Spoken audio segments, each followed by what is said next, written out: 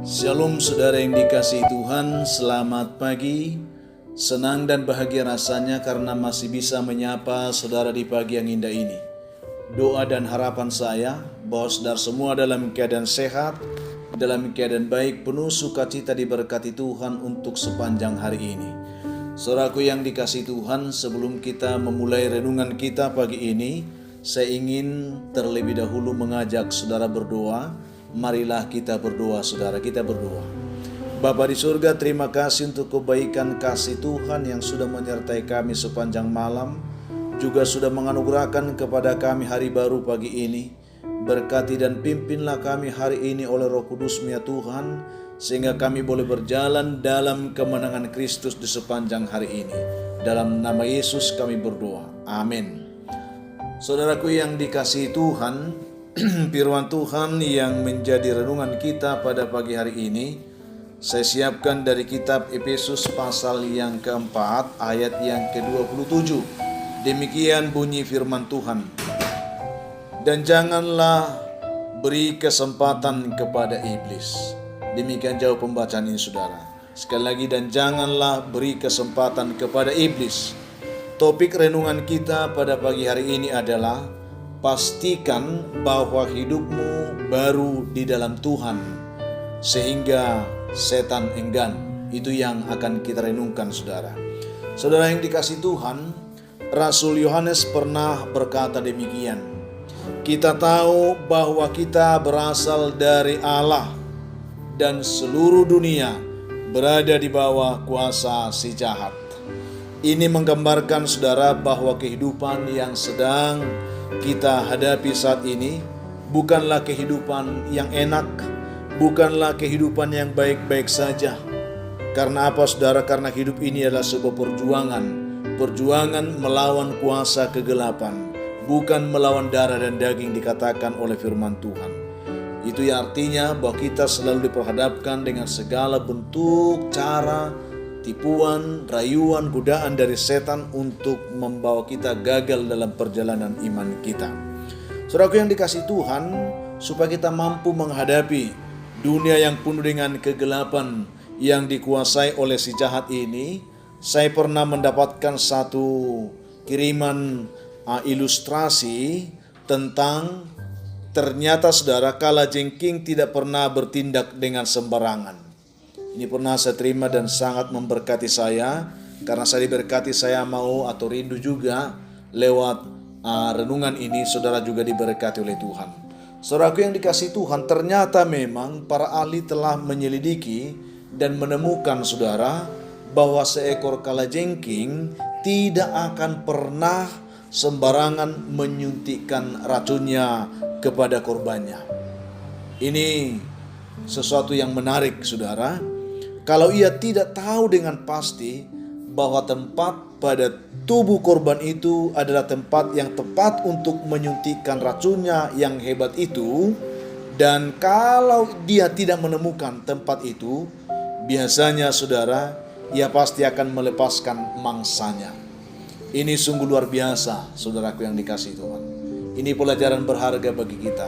Betapa jelinya dia akan melihat, memperhatikan di mana dia akan menyuntikkan racunnya, karena dia tidak mau racunnya itu keluar dengan percuma. Saya tahu bahwa kita semua, saudara dan saya, mengerti setan pun saudaraku tidak pernah bekerja sembarangan. Pekerjaan setan itu begitu teliti, begitu rapi. Ia bahkan sangat pandai mencari titik-titik kelemahan yang paling peka dalam kehidupan kita saudara, untuk melakukan serangannya. Dia tahu di mana dia akan bisa memijakkan siasatnya untuk menyerang kita dalam kehidupan beriman kita. Dan kalau ia telah menemukan itu, setan bisa memastikan bahwa korbannya, yaitu saya dan saudara, akan mengalami kesulitan dan akan mengalami kesusahan dalam kehidupan, oleh karena bisa setan yang dahsyat itu menggerogoti seluruh kehidupan kita saudara. Ini yang dikatakan saudara, oleh setan kita akan mengalami banyak pergumulan, banyak masalah. Ini sebuah musibah atau malapetaka sebenarnya dalam kehidupan kita, saudara. Tatkala setan menemukan titik-titik kelemahan itu, kita tidak akan bisa berbuat apa-apa lagi. Saudaraku yang dikasihi Tuhan, sebab itu hendaklah kita mawas diri, saudara. Jika kalajengking tidak menemukan titik yang tepat untuk menyuntikkan racunnya pada korbannya, saudara, ia pasti melepaskan. Itu kalajengking, dia sportif, saudara. Tetapi setan tidak seperti kalajengking itu, saudara. Setan masih lebih parah dari kalajengking, saudaraku. Ya, ia tidak akan pernah berhenti. Dia tidak akan pernah menyerah sebelum dia menemukan bahwa titik kelemahan itu ada pada diri kita, ada pada diri saya dan saudara. Dan pada umumnya memang kalau kita perhatikan mereka yang hanya mengaku dengan mulut saja bahwa mereka adalah orang Kristen, atau mengaku dengan mulut saja bahwa mereka adalah orang percaya, tetapi mereka tidak hidup sesuai dengan pengakuannya tersebut, orang seperti ini biasanya akan lebih mudah menjadi target korban dari bisa setan yang mematikan tersebut. Ini yang perlu kita perhatikan. Kalau kita hanya bisa berkata aku orang percaya, aku orang Kristen, tetapi kita tidak hidup sebagai orang percaya dengan benar, kita tidak hidup sebagai orang Kristen dengan benar, kita akan menjadi sasaran empuk dari bisa setan yang mematikan itu, saudara. Sebaliknya, bagi orang yang sungguh-sungguh sudah lahir baru dan menjadi milik Kristus kehidupan itu, saudara, mereka itu adalah ciptaan yang baru. Kalau kita sudah percaya Tuhan, menjadi milik Kristus, kita adalah ciptaan baru, demikian firman Tuhan. Di mana yang lama sudah berlalu, sesungguhnya yang baru sudah datang.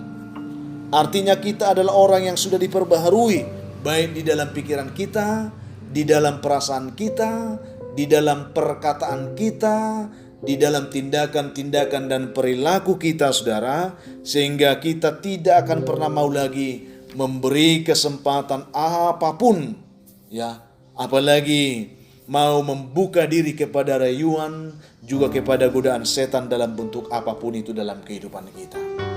Ini yang perlu kita terima pagi ini. Itu sebabnya kita disapa, kita diperlengkapi oleh Tuhan pada pagi hari ini untuk memiliki dasar yang kuat. Dasar renungan kita pagi ini memberikan kita suatu dasar berpijak supaya kita tidak begitu gampang terlena ditipu oleh setan, saudara. Firman Tuhan katakan demikian, dan janganlah beri kesempatan kepada iblis. Ini penting, jangan sekali-kali beri kesempatan. Itu sebabnya kalau kita lihat juga Paulus di dalam Efesus pasal 5 ayat 15 sampai 17, dia katakan demikian, saudara, di sana. Karena itu, perhatikanlah dengan seksama bagaimana kamu hidup. Jangan seperti orang bebal, tetapi seperti orang arif, saudara. Mengapa demikian?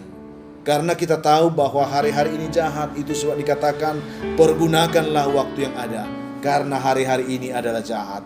Memang kita tidak bisa menyangkal, sungguh hari-hari yang kita hadapi adalah jahat, saudara. Kekuatan kita hanya kalau kita mau hidup di dalam Tuhan sungguh-sungguh. Setan tidak akan pernah bisa melihat titik-titik kelemahan itu selama kita hidup baru dipimpin oleh Tuhan dan kekuatan Roh Kudus menyertai kita.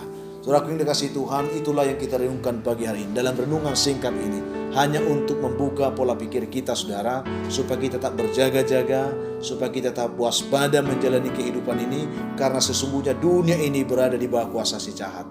Kita sungguh bersyukur karena kita diberikan jaminan kemenangan bersama dengan Tuhan. Oleh karena itu, saudaraku yang dikasihi Tuhan, Tuhan menolong, memberkati saudara di hari ini untuk dapat menerima kebenaran ini sebagai penuntun kehidupan saudara, sehingga saudara dapat hidup sungguh-sungguh berkemenangan di dalam Tuhan hari ini. Akhirnya, saudara, sebelum kita menutup, saya ingin mengajak saudara kembali berdoa. Mohon tuntunan Tuhan, kita berdoa. Tuhan Yesus, Tuhan yang baik, terima kasih untuk kebenaran yang boleh kami terima pagi ini yang sudah kami renungkan.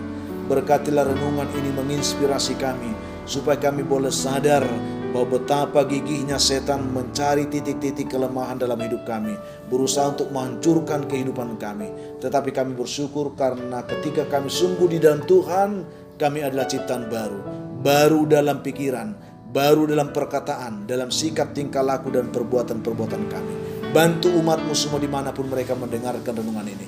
Yang lemah Tuhan kuatkan, yang berbeban berat Tuhan berikan kelegaan, yang sakit terlebih Tuhan hamba doakan. Ada banyak anak-anak Tuhan yang sedang mengeluh dengan sakit penyakit terlebih Tuhan dalam masa pandemi COVID-19.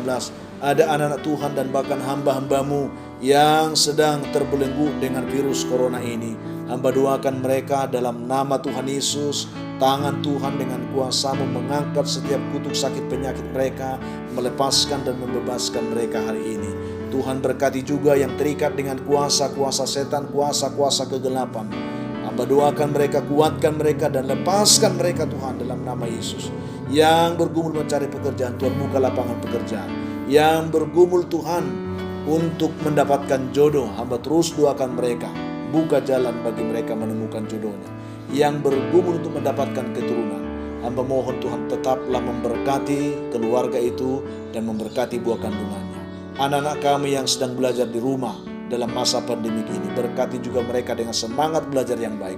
Dan setiap umat Tuhan hari ini yang mengharapkan pertolongan-Mu dalam nama Tuhan Yesus, biarlah mereka juga boleh diberkati. Sehingga siapapun yang mendengarkan renungan ini, semua dikuatkan, diteguhkan, dan dimampukan untuk hidup dalam kemenangan. Dalam nama Yesus kami berdoa. Amin. Saudaraku yang dikasihi Tuhan, saya hanya ingin katakan tetaplah semangat saudara. Jadilah kuat dan bersukacitalah senantiasa dan mengucap syukurlah dalam segala hal. Karena itu dikehendaki Tuhan dari hidup saudara hari ini. Hiduplah dalam kemenangan bersama dengan Tuhan. Kalau saudara mempunyai beban, pergumulan hidup yang berat, dan saudara rindu didoakan, hubungi kami saudara di nomor telepon yang tertera di layar saudara. Kami siap membantu mendukung saudara dalam doa. Akhirnya saya Pendeta Linti Dongoran, Pendeta GKP Jemaat Khusus Horisan Medan, menyampaikan sampai jumpa di kesempatan yang lain. Tuhan memberkati saudara. Shalom.